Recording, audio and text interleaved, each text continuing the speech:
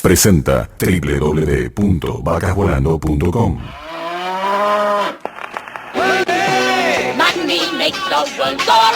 Dinero vil meta. Money. Podcast de Esteban Mancuso. Negocios, economía, finanzas. Money. Hablamos de dinero.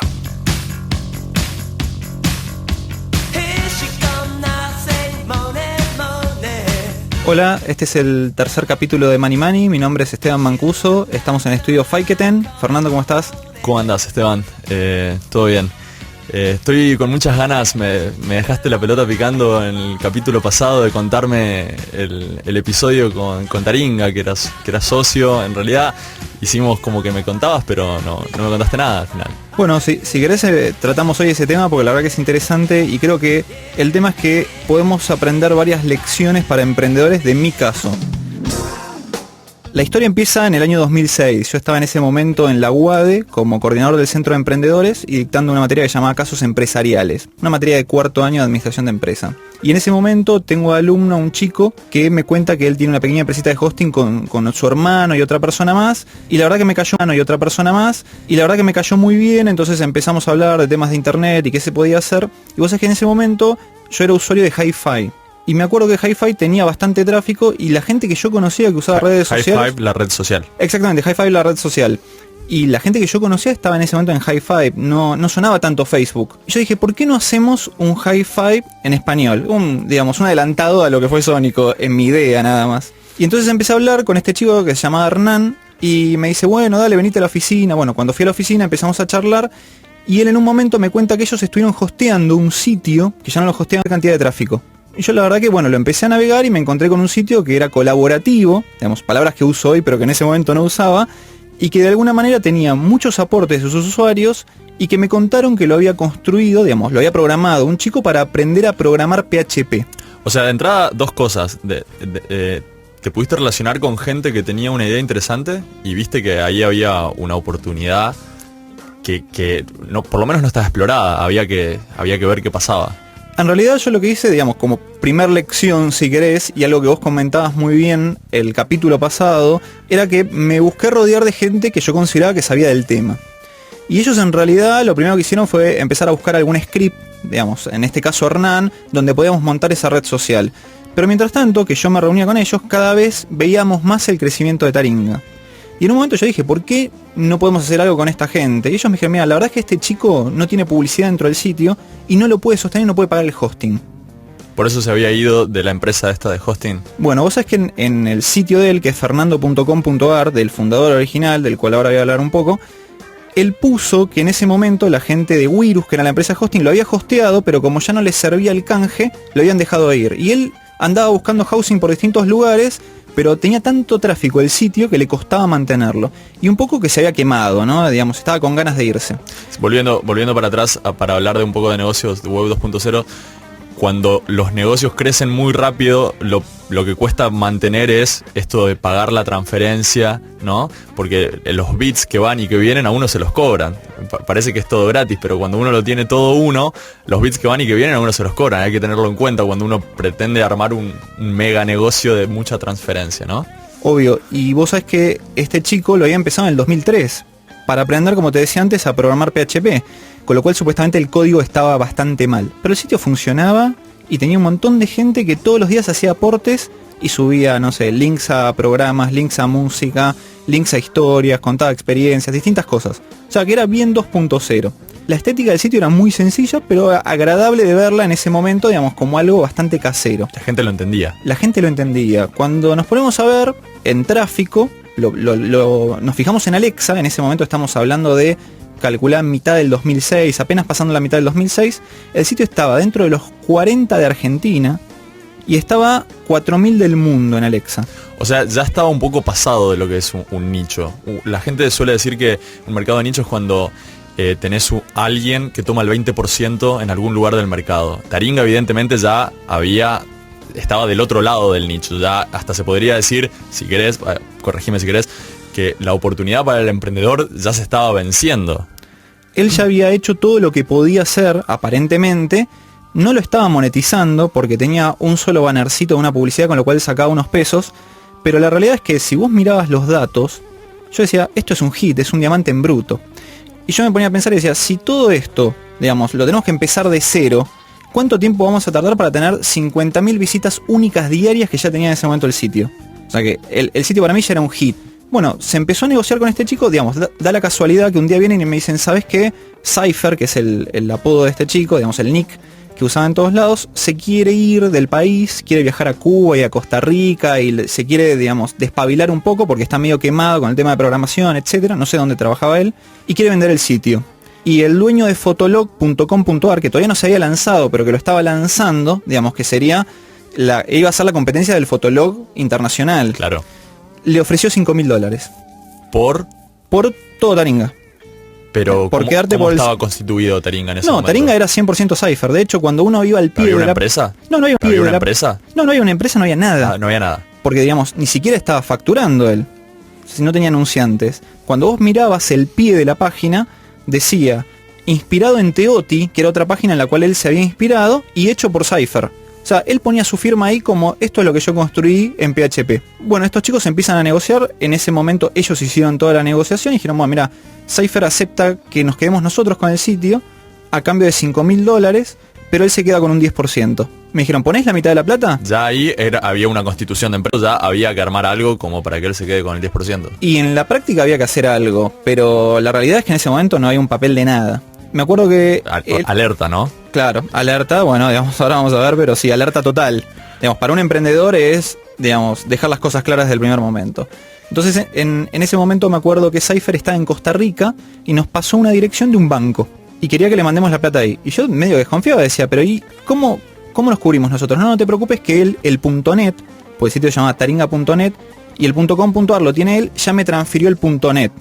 Pero él se está quedando con el .com.ar en ese momento como resguardo. Bueno, fantástico. Y aparte ya linkeó el sitio hacia nuestros servidores, con lo cual el sitio ya lo tenemos nosotros. Bueno, fui yo a una casa de cambio y le giré los $5.000. Que tardan como 2 semanas en llegar porque, bueno, digamos, van triangulando por el mundo, ¿no? La plata. Digamos, fui a Nueva York y después a Costa Rica y por ahí se la pisaron en el banco, el pibe estaba medio desesperado, pero al final llegaron, 4.987 creo, una cosa así. Bueno. ¿Y con qué te quedaste vos en ese momento? Y en ese momento, técnicamente, yo me quedé con el 45% del sitio. Con el 45% de algo que en realidad estaba medio en el aire. Estaba totalmente en el aire. Pero además, yo lo hice de confiado, porque me parecían que eran gente confiable. Claro. Bueno, la realidad es que lo primero que se hizo, o lo primero que se dieron cuenta estos chicos, es que había 2-3 cositas de programación básicas que se podían tocar para mejorar. Pero el otro tema es que el registro de usuarios estaba cerrado hace un montón de tiempo, porque él no quería meter más gente en el sitio porque se le iba de las manos. Claro. A los 2 días de haberle comprado el sitio, abrimos el registro de usuarios. Y lo que pasó es que, no sé, en un día hubo 2.000 usuarios nuevos. Fue una cosa increíble. ¿Un día? Un día. Wow. Los usuarios que ya estaban se empezaron a quejar. No dejen entrar a más gente. Y los usuarios nuevos estaban como locos posteando todo el día cosas. O sea, ya había una comunidad y había un deseo de un montón de gente de ser miembros. De hecho, una chica amiga mía me dijo, por favor conseguile un usuario a mi hermano que está desesperado, lo compra si es necesario. Y ahora todo esto había sin campaña de marketing, sin juntar plata para, digamos, nada. Nada, y ahí es cuando uno dice, bueno, ¿cuál es el secreto para que un sitio crezca? Bueno, evidentemente es trabajar viralmente, hacer redes, porque él empezó haciéndolo solo, todos los primeros posts los subía él. Después encontró 5 o 6 chicos que empezaron a postear junto con él y se hizo una comunidad. Pero acordate que fueron 3 años, porque él empezó en el 2003. O sea, no fue de un día para el otro todo esto. O sea, llegar a todo esto fueron 3 años. O sea, la gente piensa que esto empezó en el 2006, Taringa, y no, Taringa empezó en el 2003. Lo que pasa es que, obviamente, cuando se abrió el registro y al empezar a entrar tanta gente, empezó a crecer. Compramos un servidor nuevo, lo pusimos nosotros el dinero, digamos, con estos chicos, que son 2 hermanos, que se llaman Matías y Hernán Botbol. Y a esta altura todavía no había ningún papel. No había ningún papel. Y entonces yo propuse firmar un papel. Entonces en ese papel firmamos que ellos dos, digamos, Hernán y Matías, tenían el 45% del sitio, yo tenía el 45% del sitio y nos íbamos a repartir las tareas. Pero, digamos, lo que firmamos es algo societario. Y esto lo aclaro porque en realidad uno de los grandes temas que pasaron después es que hubo una confusión muy grande entre lo que era el trabajo y la sociedad, como entre la gestión y la participación accionaria. Sí, ese detalle no hay que dejarlo pasar nunca, ¿no? ¿Cuánto tengo yo de la empresa?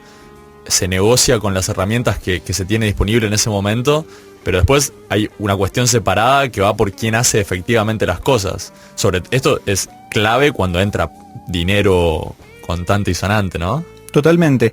Y enseguida empezaron a llegar algunas pautas. De hecho, una de las primeras pautas fue un chico que estaba con un emprendimiento tipo Dig desde Miami, que pagó por un banner fijo mensual, una cosa así como $500.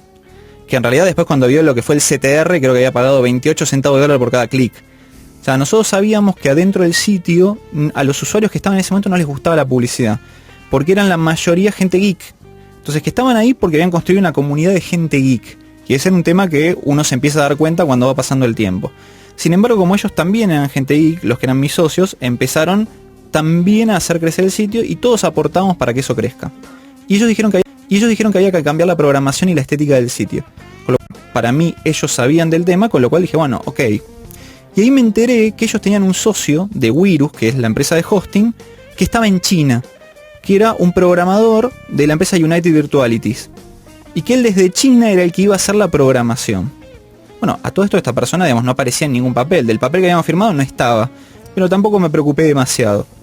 Cuando llegó el verano, o sea, 2 meses después, el sitio ya estaba que explotaba. O sea, la realidad es que ya estaba top 1000 de Alexa y llegó a estar en ese momento top 17 de Argentina. O sea, todo esto en 3 meses. ¿Por qué? Porque abrimos el registro, claro, y un montón de gente que quería ser miembro increíble del sitio empezó a entrar. Con lo cual, todo espectacular. Y decime, Esteban, ¿qué Taringa? ¿Por qué se llama Taringa el sitio? Porque ya se llamaba cuando lo agarraron, Taringa. Ya se llamaba cuando lo agarramos. Es más, si vos te fijabas en lo que era, digamos, nunca sé cómo se llama técnicamente eso, pero es como el pie que está arriba. No es un pie, sino en realidad como un header al lado del nombre que se ve en el Explorer. Decía Taringa Health Begins in the Colon. Como la salud empieza en el colon. Sí.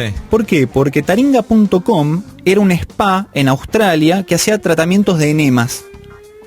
Mirá qué Ahora, interesante. si él lo sacó de ahí, no lo sé. Pero bueno, digamos, es una zona de Australia, una playa de Australia y un spa en Australia. Pero la marca, digamos, en ese momento lo que era el nombre, el dominio, ya vino. Y era solamente el .net. ¿Y alguien tenía .com.ar. propiedad de ese dominio, de esa marca? ¿Alguien Bueno, tenía propiedad de todo eso? Tanto taringa.net como .com.ar eran de Fernando Sanz, que es Cypher. De hecho, si uno entra hoy a nick.ar y pone taringa.com.ar, van a ver que aparece Fernando Sanz. O sea, él sigue conservando el taringa.com.ar. Ahora, no había marca registrada. Y yo fui y registré la marca. Como nosotros en el acuerdo del papel que habíamos firmado decía que tanto la marca como los dominios se repartían de la misma proporción, o sea que todos éramos socios en todo, yo fui al INPI, al Instituto Nacional de Propiedad Industrial, y como de formación yo soy abogado, no tuve problemas en rápidamente hacer el registro, no tuve que ir a ningún abogado ni nada. Y muy rápidamente también salió el registro otorgado. Con lo cual ese fue el primer roce que yo tuve con ellos, porque dijeron, ¿por qué no puse la marca a nombre de los tres? Y la verdad que si tenemos un papel firmado, ¿por qué tengo que poner el nombre de los tres? Si ya tenés el papel que te da la garantía de que esto es de todos. Hay un tema ahí también con... se podría haber puesto el nombre de la empresa también. Exactamente, pero no hay una empresa constituida, sino que éramos una sociedad de hecho, por decirlo de alguna manera. A todo esto, el compromiso que teníamos con el sitio es que ellos trabajaban con Wirus. Digamos que era su empresa de hosting de lo que vivían. Pero en ese momento ya estaba empezando a entrar dinero. No podíamos poner AdSense porque el sitio estaba en la lista negra, porque tenía una sección que se llamaba No Apto. Y No Apto era la parte pornográfica de Taringa. Ajá. Con lo cual en ese momento una de las discusiones fue ¿qué hacemos con esto? Yo propuse crear un sitio y registramos el dominio noapto.net. Y ellos dijeron, no, ¿por qué mejor no le ponemos poringa.net? Bueno, la verdad es que Poringa estaba bueno y quedó poringa.net. Y separamos el sitio, pero la base de usuarios era una sola. Claro. Pero automáticamente salimos de la lista negra de Google. En ese momento tuvimos creo que un mes de AdSense y dejó buena plata. Pero no Era la época buena de AdSense. Era la época buena de AdSense y aparte teníamos un montón de tráfico. O sea que en realidad anduvo bien. Pero creo que ni llegó a estar un mes, a las menos de 4 semanas, nos bloquearon de vuelta el AdSense. Porque decían que había piratería en el sitio. Y en realidad la defensa es, esto no es piratería porque esto es un link a piratería. Porque nosotros no alojamos nada. Lo que ponen los usuarios es todo link a piratería. Creo que hay una muy delgada línea y todavía no hay una jurisprudencia clara en todo esto. O sea, no todo es link a piratería, hay otras cosas, ¿no? Pero en realidad había muchos links a piratería. Mucho, sí. Esa es la realidad. En ese momento y ahora también. Entonces empezamos a tener algunas discusiones respecto a algunos temas operativos y ellos decían que estaban programando todo el sitio de vuelta. Cuando decían ellos, en realidad me decían que era la persona en China.